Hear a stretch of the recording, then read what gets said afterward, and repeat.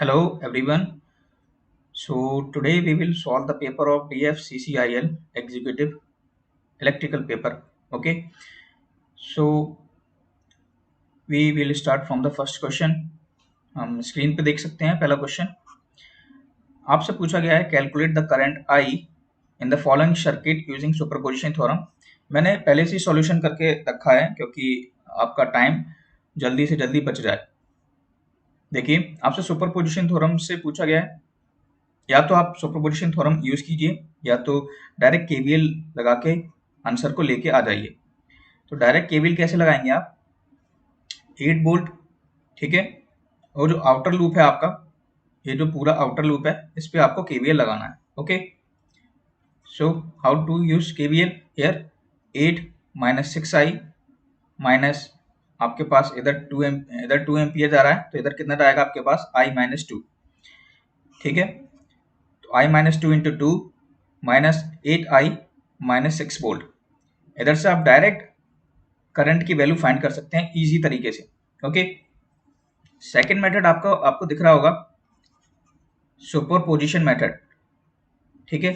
Superposition method क्या कहता है? सेवरल वोल्टेज सोर्सेस या करंट सोर्सेस आपके लगे हैं तो वन बाय वन आपको सॉल्व करना है।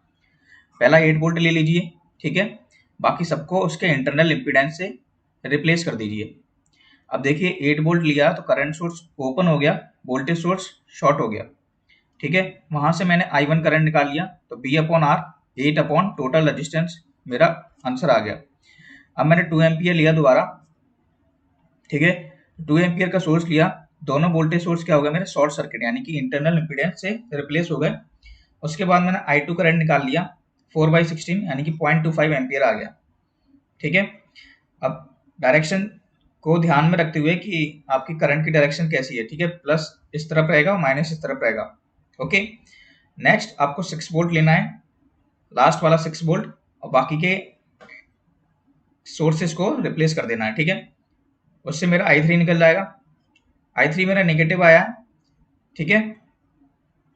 उसके बाद लास्ट जो है आपको जो I1 I2 और I3 मेरा जो निकल के आए हैं उसको टोटल सम कर देना है, यानी कि टोटल करंट आपको निकालना पड़ेगा, ठीक है।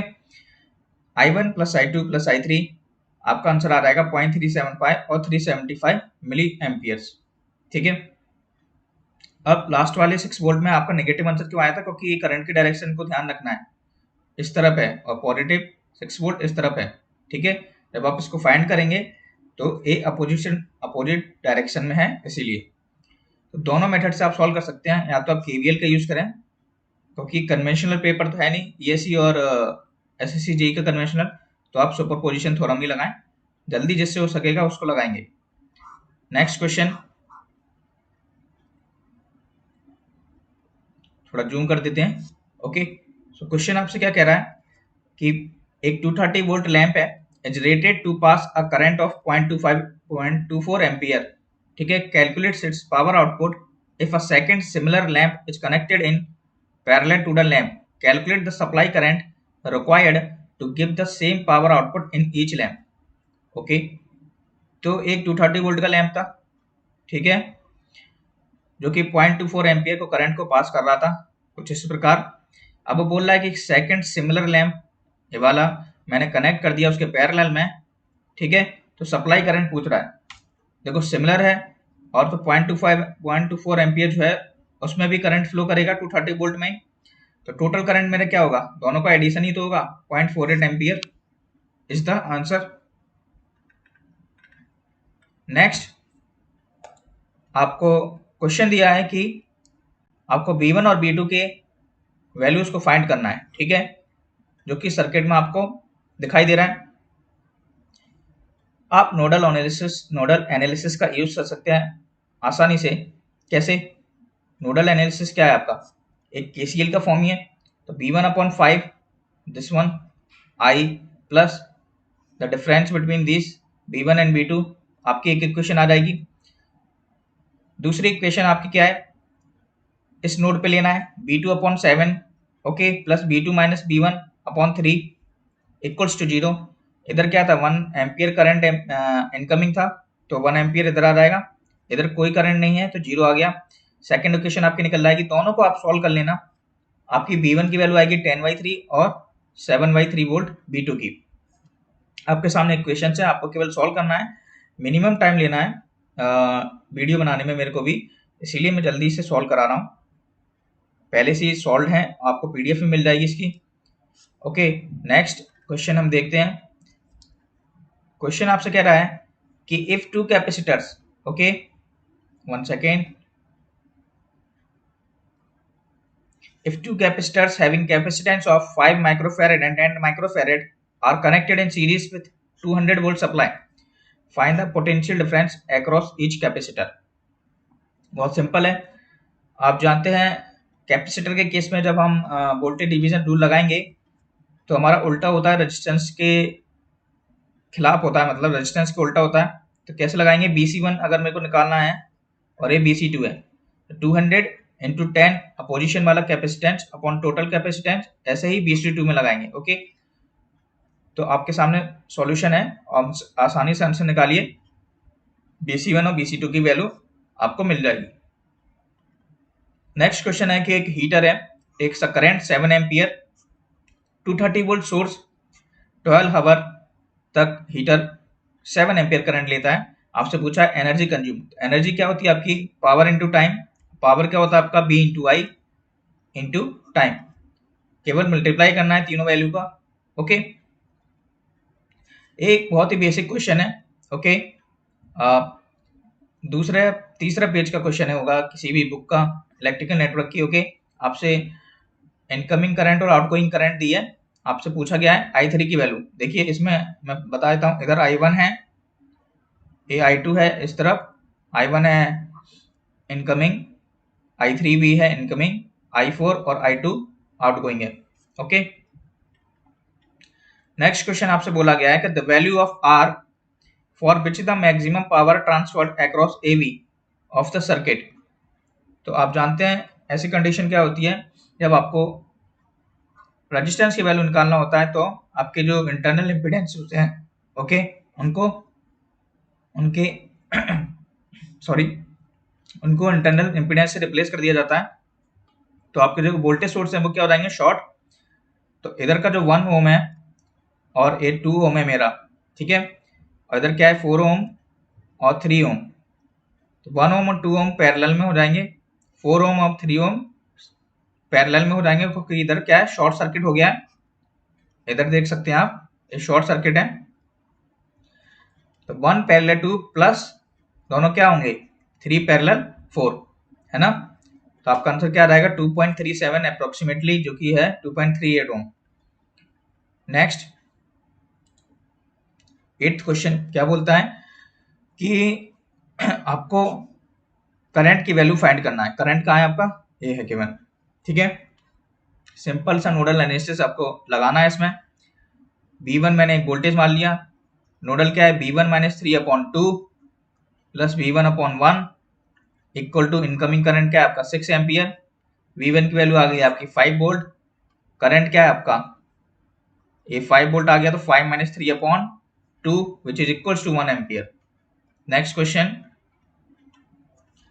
बहुत सिंपल से क्वेश्चन है, इसमें कोई ज़्यादा डिफिकल्टी नहीं है क्वेश्चन को सॉल्व करने में, ठीक है। पार्ट वाइज आते हैं, जैसे नेटवर्क अलग आया है, फर्स्ट टर्म अलग आएगा, मशीन अलग आएगा। Okay, so for the figure shown below the value of the supply voltages. बहुत सिंपल क्वेश्चन है, आपसे value of the supply voltage पूछा है।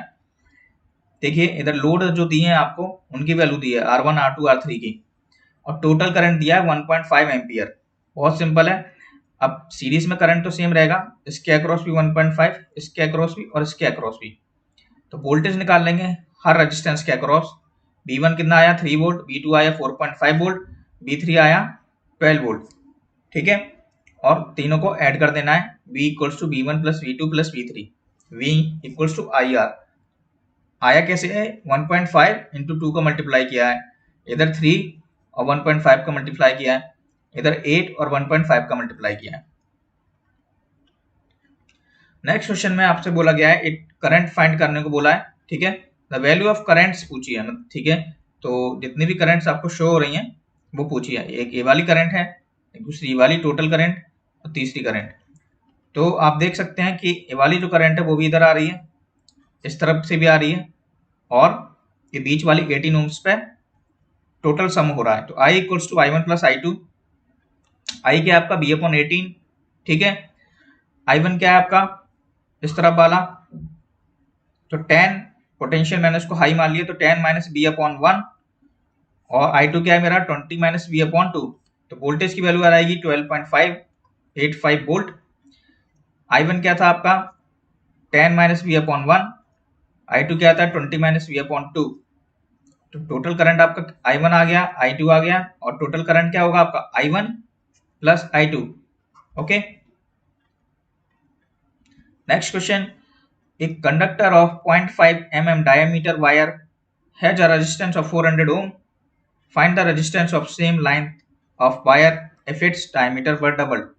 Diameter doubled कर देना मतलब पहले कितना था 0.5, अब कितना हो गया 1 mm, ठीक है। D2 की वैल्यू होगी 1 mm। पहले था रेजिस्टेंस 400 ओम, आपको दूसरा रेजिस्टेंस फाइंड करना है। ओके, R1 की वैल्यू गिवन है, R2 की वैल्यू फाइंड करना है। फॉर्मूला आप जानते हैं, R equals to rho L upon A होता है। एरिया पाई आर स्क्वायर लिख लीजिए, या फिर पाई डी स्क्वायर अपॉन 4 लिख लीजिए। 4 ऊपर जाएगा, सब कैंसिल आउट हो जाएंगे, ठीक है। सेम लेंथ, आपको केवल डायमीटर और रेजिस्टेंस की वैल्यू गिवन है, तो R2 की वैल्यू आप निकाल लेंगे। अगला question, a resistance of 10 ohm is connected in series with two resistance each of 15 ohm arranged in parallel। एक 10 ओम का रेजिस्टेंस है जो कि कनेक्टेड है 15 ओम के रेजिस्टेंस से, ठीक है। और what resistance must be shunted, मतलब क्या पैरेलल में ऐसा रेजिस्टेंस लगाया जाए कॉम्बिनेशन में कि टोटल करंट वो 1.5 एम्पियर ले विथ 20 वोल्ट अप्लाइड वोल्टेज, ठीक है। सर्किट आपको इस तरह बनेगा, एक 10 ओम का रेजिस्टेंस कनेक्टेड है पैरेलल में 15 ओम 15 ओम आर, और आर की वैल्यू हमें फाइंड करना है। 20 वोल्ट सप्लाई है, 1.5 एम्पियर आपको करंट पूरी सर्किट में जा रहा है, फ्लो हो रहा है। आई की वैल्यू पता है, तो I1 की वैल्यू कैसे निकालेंगे हम। सबसे पहले इस 10 ओम के अक्रॉस हम वोल्टेज निकाल लेते हैं, V equals to I R. I कितना है 1.5 इंटू 10, यानी कि 15 वोल्ट आ जाएगा। अब ये 15 वोल्ट 3 भाग में, यानी कि 3 डिवीजन में डिवाइड हो रहा है, इस वाले में, इस वाले में और इस वाले में। 5 वोल्ट तीनों में जाएगा। ओके, 5 वोल्ट तीनों के अक्रॉस है। I1 की वैल्यू क्या आएगी B अपॉन आर, यानी कि 5 अपॉन 15 1/3 एम्पियर। I2 की वैल्यू 1/3 एम्पियर। I3 की वैल्यू क्या आ जाएगी 5 अपॉन आर। तीनों को सम कर देना है, ठीक है। I3 की वैल्यू 5 अपॉन आर है, I3 की वैल्यू आप निकाल लेंगे 5 अपॉन 6 एम्पियर आ जाएगी, ठीक है। जब आप सॉल्व करेंगे आपको फाइनली निकालना क्या है, रेजिस्टेंस कितना कनेक्ट करना है। R equals to B upon I, B upon I3, ठीक है। R3 मान लेता हूं मैं उसको, R3 की वैल्यू कितनी है B अपॉन I3, तो 6 ohm is the answer. Next question आपसे Y12 मैं देखिए क्वेश्चन जो है जल्दी जल्दी सॉल्व करा रहा हूँ, आप भी सॉल्यूशन देख देख के जल्दी जल्दी सॉल्व करने की कोशिश करना। ओके, सो Y12 की वैल्यू निकालना है। इम्पीडेंस की वैल्यू गिवन है सर्किट में आपको, Z1 Z2 Z3। Y1 देखिए आप जानते हैं मैट्रिक्स कैसे बनती है, Y11 Y12 Y21 Y22। Y12 किसके बराबर होता है -Y21, और ये क्या है आपका Z12 और 1 अपॉन Y12। ओके, सो -1/20 किसके बराबर जाएगा -0.05 मो। Y11 निकालना होता तो इन दोनों को ऐड करते, Y22 निकालना होता तो इन दोनों को ऐड करते। For the circuit shown in the figure the value of the voltage V of t। Okay, बहुत सिंपल है। इंडक्टर के अक्रॉस जो वोल्टेज होता है वो होता है V equals to L di upon dt, सभी लोग जानते हैं। करंट इधर से जा रहा है, इधर से जा रहा है, e की पावर bt जा रहा है, और इधर से e की पावर at जा रहा है। टोटल करंट क्या है आपका इस इंडक्टर के अक्रॉस e की पावर at प्लस e की पावर bt। आपको केवल di अपॉन dt की जगह ये वैल्यू रख देना है करंट की, और आंसर आ जाएगा ए ई की power A T plus B e की power B T. Next question क्या है, देखिए, network shown, calculate the effective resistance and the supply current. दो तरीके हैं। पहला तरीका कि 12 वोल्ट की सप्लाई है, तो इन तीनों के अक्रॉस 12 वोल्ट होगा। सिंपल सा करंट निकल जाएगा, I1 निकल गया B upon R one, I2 B upon R two, I3 B upon R three. Total current क्या रहेगा, I1 plus I2 plus I3, ये निकल गया। टोटल रेजिस्टेंस क्या रहेगा, total voltage upon total current, तो आपका रेजिस्टेंस भी निकल गया, आसानी से आंसर आ गया।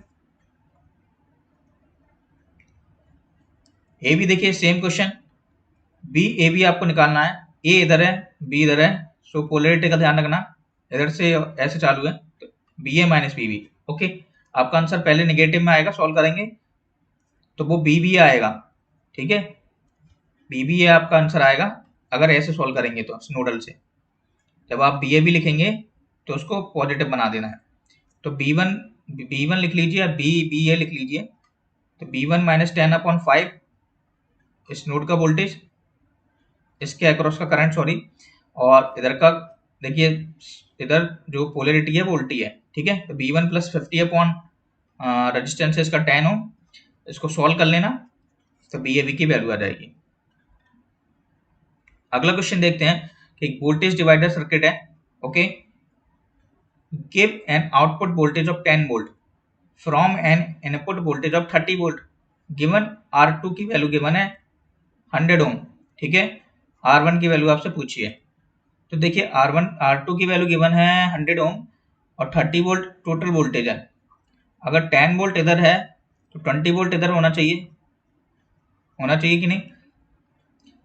तो R1 की वैल्यू क्या हो जाएगी आपकी, I2, सबसे पहले I2 जो करंट है R2 के अक्रॉस क्या होगा, B अपॉन R1, वोल्टेज कितना है 10 वोल्ट अपॉन 100 यानी कि 1/10, 0.1 एम्पियर आ गया। अब 0.1 एम्पियर ये दोनों सीरीज में है तो इसमें भी 0.1 एम्पियर ही तो होगा, ठीक है, जब 0.1 एम्पियर उधर है तो इधर भी होगा, तो R1 की वैल्यू आसानी से निकाल लेंगे आप, 20 वोल्ट है upon 0.1 equals to 200 ohm. Next question, B output आपको फाइंड करना है यूजिंग सुपरपोजिशन थ्योरम। देखिए पहले क्वेश्चन जैसे ही है, जिस मेथड से आपको सिंपल लगे उस मेथड से ही आप सॉल्व करना। ये है सिंपल मेथड, केवीएल लगा दीजिए आउटर लूप में, और ये ध्यान रखना क्वेश्चन के अंदर ही आपको हिंट दी होती है, तो बी नॉट क्या है आपका 2i के बराबर, ठीक है, ये हिंट मैंने पहले से ही पकड़ ली, ठीक है।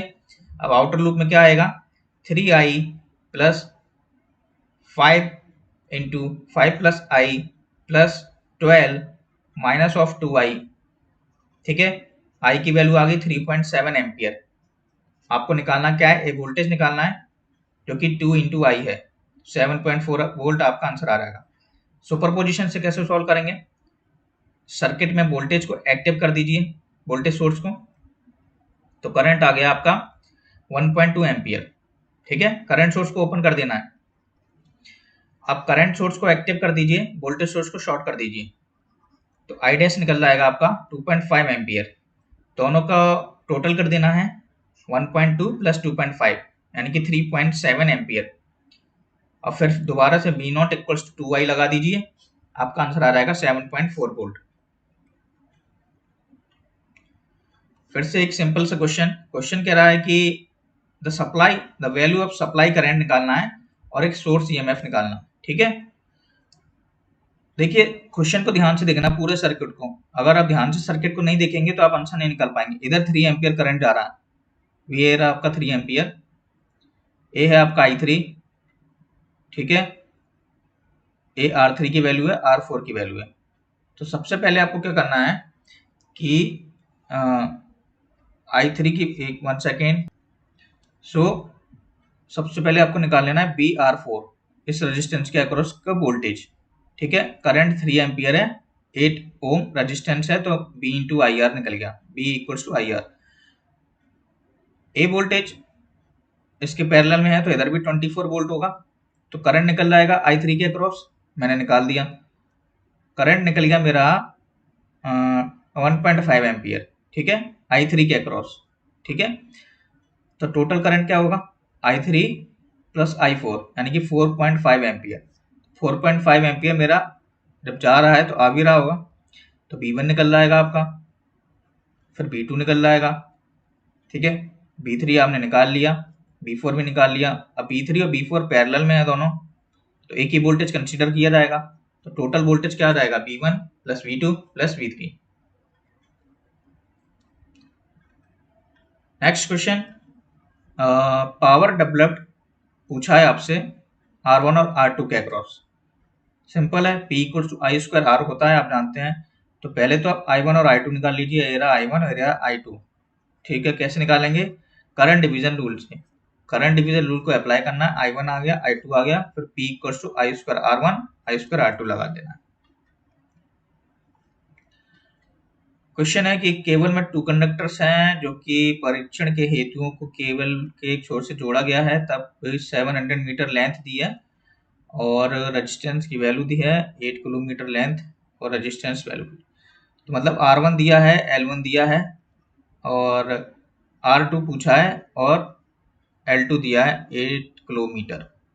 R equals to rho L upon A होता है, प्रीवियस क्वेश्चन में लगाया था, सेम ऐसे ही था, कुछ नहीं करना है।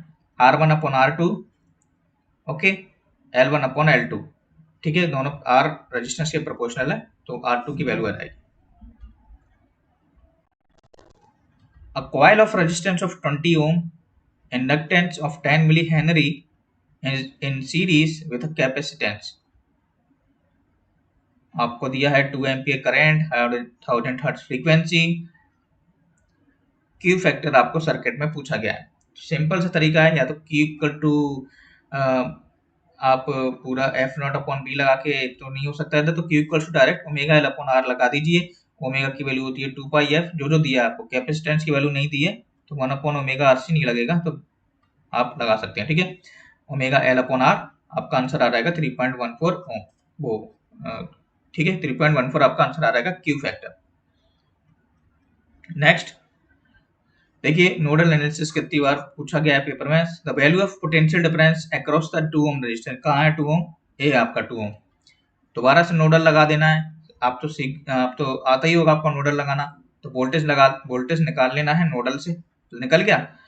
टोटल करंट कैसे निकालोगे, V अपॉन आर, इसके अक्रॉस ही तो निकालना है। तो टोटल करंट इसमें फ्लो होने वाला कितना है, 1.05, लेकिन मेरे को वोल्टेज निकालना है इस R2 के अक्रॉस, I इंटू आर, यानी कि लगभग 2 वोल्ट के 2.1 वोल्ट आंसर आएगा। ओके, देखिए दोबारा से वैसे question same. For the circuit shown in the figure, the value of current I1 और I2। ओके, I3 दिया है गिवन, दोबारा से R3 तो B3 निकाल लेना। जो 30 वोल्ट इधर है, B2 भी पैरेलल में उतना ही होगा। I2 फाइंड कर लेंगे आप 0.5 एम्पियर, तो 0.5 इधर से जा रहा है, 1 इधर से जा रहा है, टोटल करंट 1.5 एम्पियर है, तो आ भी इतना रहा होगा। ठीक है, 1.5, तो निकालना क्या है आपको, I1 और I2। तो I1 कितना आसानी से निकल जाएगा आपका, 1.5 एम्पियर आ गया, और I2 कितना था, 0.5 एम्पियर। सेक्शन वाइज क्वेश्चन है, देखिए मशीन का आ गया है, तो जल्दी सॉल्व होंगे अभी। ट्रांसफार्मर का 400 volt as iron loss at full load और the iron loss at half load. तो आयरन लॉस पे कोई इफेक्ट नहीं पड़ता है, कॉपर लॉस पूछा जाता तो इफेक्ट पड़ता क्या, एक्स स्क्वायर पीसी होता है। ठीक है, तो 1/4 हो जाता है, यानी कि 100 वॉट आंसर आता अगर कॉपर लॉस पूछा जाता तो। एक 2 वोल्ट अल्टरनेटर है, रनिंग कर रहा है 1500 आरपीएम पे। Okay, it's angular velocity will be, angular velocity का फॉर्मूला होता है omega equals to 2 pi ns upon 60। Answer आ गया।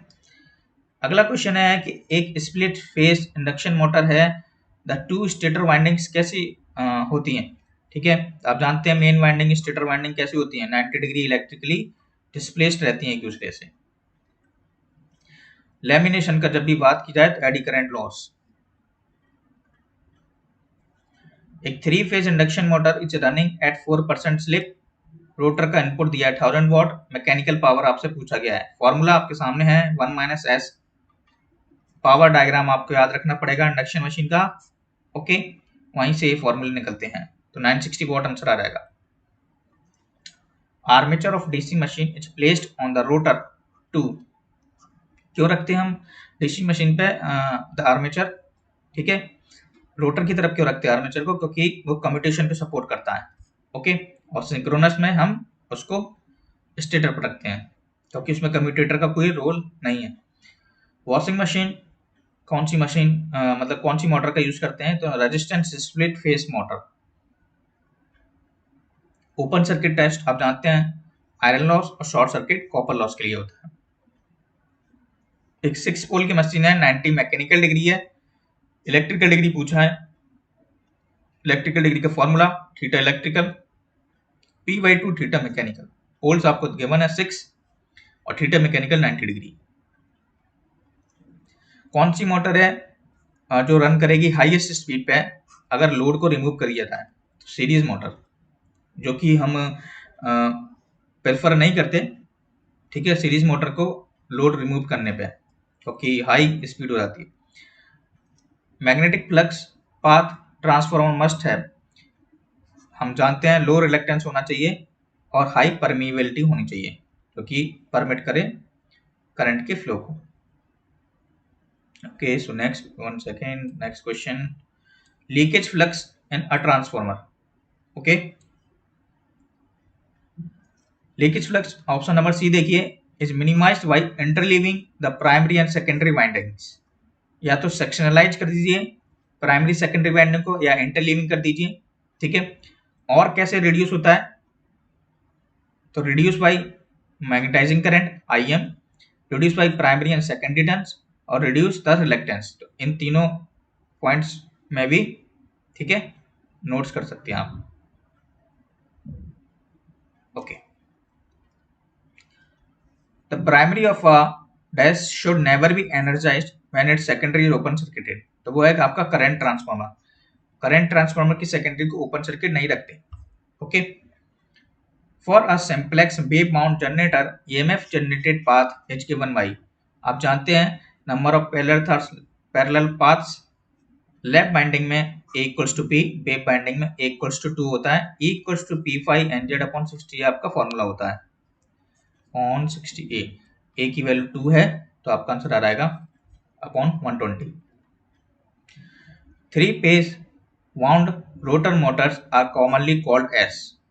3 फेज वाउंड रोटर मोटर्स आपको पिछली बार भी बताया था, स्लिप रिंग मोटर्स होती हैं, जो आपने जिसने भी पिछली वीडियोस देखी होंगी। ओके, तो मोस्टली क्वेश्चन तो रिपीट ही होते हैं किसी ना किसी एग्जाम से, प्रोबेबली SSC JEE और ESE। Running the machine at no load is not recommended for, अभी बताया था मैंने, DC सीरीज मोटर को हम रिकमेंड नहीं करते। ओके, नेक्स्ट क्वेश्चन कि which type of a single phase motor which has the lowest speed. Shaded pole induction motor जो होती है आपकी ऐसी सिंगल फेज मोटर है जिसकी स्पीड सबसे स्लो है। एक कैपेसिटर स्टार्ट मोटर का यूज हम क्यों करते हैं, because it has a high power factor. तो ये जो क्वेश्चन है आपके मशीन की देखिए, बिल्कुल थियोरिटिकल क्वेश्चन है, जो आप थ्योरी पढ़ते हैं किसी भी बुक से। Open circuit characteristics of a DC generator, उसको क्या कहा जाता है, तो नो लोड कैरेक्टरिस्टिक्स कहा जाता है उसको। ये रहा आपका ग्राफ DC जनरेटर का। Okay, the direction of rotation of field in a 3 phase induction motor depends on the, तो इंडक्शन मोटर की बात की जाते हैं तो हम जानते हैं कि वो फेज सीक्वेंस किस पे डिपेंड करता है, उसके सॉरी डायरेक्शन ऑफ रोटेशन किस पे डिपेंड करता है, उसके phase sequence of supply voltage कैसा वो उसका फेज सीक्वेंस है, ABC 120 degree displacement. Dummy coils का हम यूज जानते हैं, मैकेनिकल बैलेंस के लिए यूज करते हैं हम। To obtain greater efficiency the slip of induction motor will be or should be low। Okay, अगर इंडक्शन मोटर की स्लिप लो होगी तो efficiency of course speed high होगी और एफिशिएंसी हाई होगी। Current drawn 220 volt DC motor of armature resistance 0.5 ohm and back EMF आपको given है, आपसे पूछा क्या, करंट पूछा है। ओके, IA की वैल्यू फॉर्मूला ये रहा, जनरेटर होता तो प्लस लगा देते। Magnetic flux density on the surface of an iron phase is इतना, यानी कि B की वैल्यू 1.5 टेस्ला दी है, विच is the typical saturation level value of ferromagnetic material. Force density का फॉर्मूला होता है Bm²/2 μ0। Bm गिवन है, μ0 की वैल्यू आपको पता है, आंसर आपको मिल जाएगा। इलेक्ट्रॉनिक्स सेक्शन पे हम आते हैं।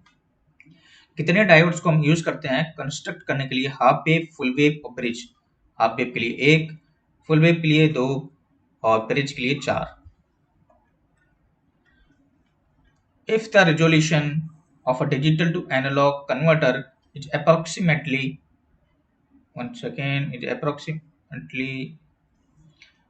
0.4% of its full scale range, then it is n।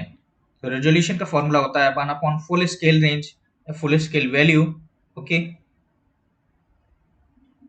तो आपका फुल स्केल रेंज कितना है आपका 0.4% दिया है, उसको परसेंट में जब आप सॉल्व करेंगे रेजोल्यूशन को तो आपका आएगा 250। और 250 किसके अंडर है आपका 2 की पावर n की वैल्यू कितनी होगी 2 की पावर 8, 256 के अंदर आ रहा है, तो 8 आपका आंसर होगा 8 bit converter. Product of two binary numbers, ये दो बाइनरी नंबर आपको गिवन है, प्रोडक्ट करना है 011 और 110 का तो मल्टीप्लाई करना तो आप जानते हैं, तो 0 का 0, 0 प्लस 1 1, 1 प्लस 1 का 0 और कैरी 1 प्लस 1 का 0 कैरी 1 तो 1, आंसर आपका सी। फिक्स्ड फ्रीक्वेंसी ऑक्सीलेटर आपका कौन सा होता है, तो क्रिस्टल ऑक्सीलेटर, जो कि आपको जो कि एक पीजो इलेक्ट्रिक ऑक्सीलेटर भी कहा जाता है, ठीक है। नेक्स्ट है कि the circuit which provides the best stabilisation of an operating point, तो उसको हम कहते हैं voltage divider biasing circuit. Okay, voltage divider biasing circuit जो कि इस प्रकार का दिखता है, ठीक है, आपने देखा होगा इलेक्ट्रॉनिक्स एनालॉग में, और उसको बोलते हैं हम सेल्फ बाइसिंग मेथड भी, सेल्फ बाइसिंग मेथड और voltage divider biasing method. The output and input voltages of an emitter follower have a phase difference of 0 degree. So common collector है 0 डिग्री, कॉमन एमिटर है तो 180 degree, common base है तो 0 degree, ठीक है। Common collector ही आपका emitter follower. अगला question है कि a प्लस ए वी क्या होता है, तो 1 प्लस वी आप जानते हैं 1 आ जाएगा, तो आंसर आपका A. Next, in a certain transistor the emitter current is 1.04 times the collector current. If the emitter current is 12 milliampere, calculate the base current। Okay, बहुत सिंपल है। IE आप जानते हैं 1.04, IC आपको दिया है तो IC आप निकाल लोगे, निकल गया। IC जैसे ही आप निकाल लोगे आप जानते हैं कि IE यानी कि एमीटर करंट किसके बराबर होता है, IB plus IC plus IB या IB प्लस IC। IC की वैल्यू आपको आपने निकाल ली, IE की वैल्यू आपको IE की वैल्यू गिवन है। ओके, हाँ IE की वैल्यू गिवन है और IC की वैल्यू आपने निकाल ली इस फॉर्मूले से, फिर आप दोनों को पुट कर देंगे और IB की वैल्यू निकल जाएगी। State the respective ripple factor and efficiency of a full wave rectifier. Full wave rectifier का फॉर्म फैक्टर आप जानते हैं 1.11 होता है, रिपल फैक्टर का फॉर्मूला होता है √1 माइनस फॉर्म फैक्टर का स्क्वायर 1.11 और एफिशिएंसी होती है उसकी 81.2%। Octal equivalent, state the octal. Okay, octal आपको फाइंड करना है, हेक्साडेसिमल नंबर आपको दिया है B3416, 4 ये होता है आपका, ठीक है। और उसके बाद आपको 3 की वैल्यू रखना है 1 से। हेक्साडेसिमल आपको गिवन है तो आपको 4 की वैल्यू रखनी पड़ेगी, रख दिया हमने। लेकिन आपको फाइंड ऑक्टल करना है, यानी कि 2 की पावर क्यूब और ये 2 की पावर 4, इसीलिए 4 लेना पड़ता है, उधर 3 लेना पड़ता है। 3 की पेयर करना है तो 3 की पेयर कर देना, ठीक है। तो ये 4 होता है, 1106 होता है, 1004, 1015, तो ये आपका ऑक्टल में आ जाएगा। जेनर डायोड का एप्लीकेशन क्या है, वोल्टेज रेगुलेटर, ठीक है। State the correct condition for transistor to operate in cut off region. Cut off region में दोनों रिवर्स बायस में रहते हैं, ये ध्यान रखना है। सैचुरेशन में आपको लिखा है इधर फॉरवर्ड बायस दोनों, रिवर्स एक्टिव और एक्टिव रीजन चारों आपको इधर मैंने टाइप कर दिए हैं। वोल्टेज रेगुलेशन के फॉर्मूला आप जानते हैं, no load minus full load upon full load होता है, basic question. The charge carriers which have the greatest mobility, सब जानते हैं किसकी होती है, इलेक्ट्रॉन्स की। सीएमआरआर का आइडियल वैल्यू यानी कि सीएमआरआर के आपके जो एडवांटेज और डिसएडवांटेज हैं इन दोनों को पढ़ लेना, ठीक है। फॉर्मूला आप जानते हैं, differential gain upon common mode gain, यानी और लॉग में लिखते हैं 20 log 10 AD अपॉन AC होता है, ठीक है। Infinite is the answer.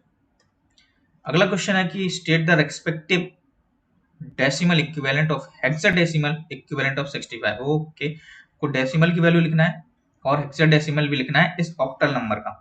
Octal number given है, डेसिमल कैसे लिखते हैं, 6 × 8 की पावर 1, 5 × 8 की पावर 0, 8 की पावर 0 यानी कि 1, 48 + 5 53, 65 हेक्साडेसिमल लिखना है।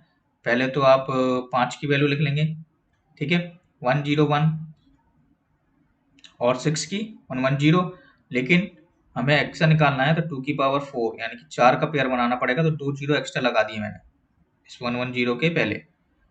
तो ये 0101 किसका है, 5 का, ठीक है, और 000011 आपका 3, 35 आपका आंसर आ रहा है।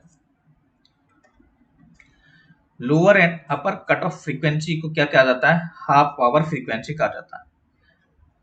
बाइनरी इक्विवेलेंट आपको फाइंड करना है, सिंपल तरीका, 2 11 कट गया 0, 2 5 10 नहीं कटा तो 1, 2 2 4 नहीं कटा तो 1, 2 1 2 कट गया और एक 1 जो जितनी बार लास्ट में कटा है, 10110 answer. Measurement, electrostatic type instrument are primarily used as a volt meter. Electrostatic type volt meter आपने सुना होगा आपके स्कूलिंग टाइम, वो कॉलेज टाइम में, स्कूल टाइम में भी सुनते हैं लोग। Integrating meters are use for the measurement of energy. Integrating meters क्या होते हैं, आपके integrating meter recording plus indicating, हाँ, recording plus indicating. Next, to ensure safety what should be the resistance of earthing electrode. तो earthing electrode का resistance क्या होना चाहिए, लो, जिससे कि वो करंट अगर हाई करंट आता है तो उसको एब्सॉर्ब कर सके आसानी से अर्थिंग में, अर्थ में, okay. An electrodynamometer type of instrument find its major uses. तो जो इलेक्ट्रोडायनोमीटर टाइप इंस्ट्रूमेंट होता है उसका यूज हम स्टैंडर्ड इंस्ट्रूमेंट और ट्रांसफर इंस्ट्रूमेंट दोनों की तरह कर सकते हैं, ओके। 741 ओपम आप देख लेना ऑनलाइन, 8 पिंस आप पढ़ते भी होंगे, ये एक्स्ट्रा करिकुलम में आप ओपम 741 आपने पढ़ा होगा, ठीक है, 8 पिंस होती हैं उसकी। बेसिक एसआई यूनिट्स आपसे पूछी हैं, 7 होती हैं, length, time, current, amount of substance, temperature, mass, luminous intensity. इनकी यूनिट भी कभी कभी पूछ लेता है, खास करके ये सब तो पता ही होंगी आपको। इसकी कैंडेला होती है, इसकी मोल होती है।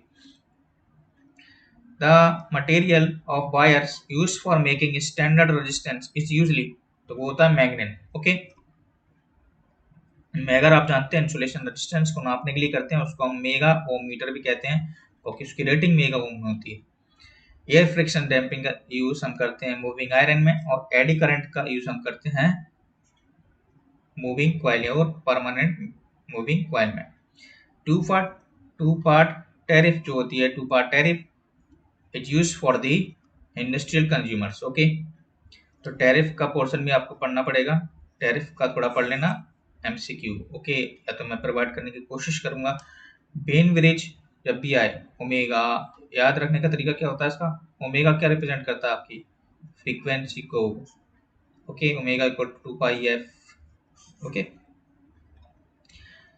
सबसे ज्यादा which bridge is used to measure the inductance of high coil Q inductor, okay. Quality factor सबसे ज्यादा किसका होता है, हेज ब्रिज का, which is greater than 10. Now control system पूछा है आपसे ओवर डैम्प्ड की वैल्यू जानते हैं, चाहे इक्वल इज ग्रेटर देन 1, और अंडर डैम्प्ड चाहे इज बिटवीन दी 0 to 1। ऐसा कौन सा सिस्टम है that does not automatically correct for variation in its input? तो वो होता है आपका ओपन लूप सिस्टम। ठीक है, तो वो क्योंकि उसमें फीडबैक नहीं होता इसीलिए वो ऑटोमेटिकली आउटपुट को करेक्ट नहीं कर पाता। स्टेबिलिटी आपको फाइंड करना है इस वाले सिस्टम में, तो वो होगी अनस्टेबल, क्योंकि आप राउट लगाएंगे, राउट क्राइटेरिया। ठीक है, तो दो बार साइन आपकी चेंज होगा, एक तो इधर और दूसरा इधर, तो मतलब unstable. Phase shift of a second order system with a transfer function of 1 upon s square minus 90 minus 90 which is तो माइनस 180 होना चाहिए answer. Okay, the frequency eight which the phase angle is 180 degree it's called the, हाँ तो जिसका phase angle 180 degree होता है उसको हम बोलते हैं 5ph, यानी कि phase cross over frequency. Simple से क्वेश्चन है, देखिए e की पावर माइनस 2t का ट्रांसफर फंक्शन कितना सिंपल है। मटेरियल सिस्टम, यानी कि मटेरियल सिस्टम आपका सेक्शन आ गया है, तो which is the material that is used for make cable sheet? तो आंसर है आपका lead. What is the coordination number of BCC?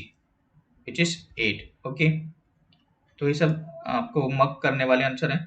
Which is not the example of semiconductor material? तो answer आपका copper, okay, silicon, germanium, arsenic, ये क्या है आपके semiconductor. Monoclinic system, monoclinic system ये आपके लिए अलग पड़ेगा थोड़ा। मोनोक्लिनिक सिस्टम क्या होता है? Crystal is described bye vectors of unequal length. तो इसको देख लेना, आप एग्जांपल्स देख लेना। मोनोक्लिनिक होता है, ठीक है, एक ऑर्थोगोनिक होता है something FeSO4। Atomic packing factor for BCC and FCC। ऐसे क्वेश्चन ही रिपीट होते रहते हैं, दोबारा से बार बार यही रिपीट होंगे, देखना अलग अलग पेपर में। 0.68 एंड 0.74 टेबल जो होती है ना BCC FCC की, वो टेबल आप देख लेना एक बार पेपर में जाने से पहले, याद रख लीजिए, लिख लेना इसको, हर पेपर में कहीं ना कहीं पूछ लेते। इलेक्ट्रॉनिक कॉन्फ़िगरेशन ऑफ आर्गन, तो 18 इसका नंबर होता है, एटॉमिक नंबर। तो ऐसे लिखते हैं 1s2 2s2 2p6 3s2 3p6। Rest section आ गया आपका पावर इलेक्ट्रॉनिक्स से question. The maximum firing angle that can be obtained by a pure resistive trigger circuit used in phase control circuit is? Answer आपका 90 degree. R triggering circuit, R firing circuit जो आपने पढ़ा होगा, उसमें triggering कितनी होती है अल्फा की? 0 to 90 डिग्री। बुकोल रिले क्या आपका गैस एक्चुएटेड रिले है। HRC फ्यूज किस लिए यूज करते हैं? So it is use for this short circuit purpose. Stray losses हमारा होता है iron loss plus mechanical losses. Two coils in a differential connection have a self inductance of 2 millihenry, L1 दिया है, L2 given है, mutual inductance की value given है। The equivalent inductance आपको combination में निकालना है, फॉर्मूला है L1 plus L2 minus 2M, values को पुट कर देना। 5.7 millihenry is the answer. So this is the last question now. When the gain margin is positive and phase margin is negative, the system is stable. Okay, gain margin कैसा आपका? Positive, और phase margin negative, system कैसा होगा आपका? Stable. सो ये आपके last question. Okay, तो एक पेपर खत्म होता है, ठीक है, हम इसको जीके और बाकी की चीज़ें भी बाद में देखते हैं। Okay, so okay bye.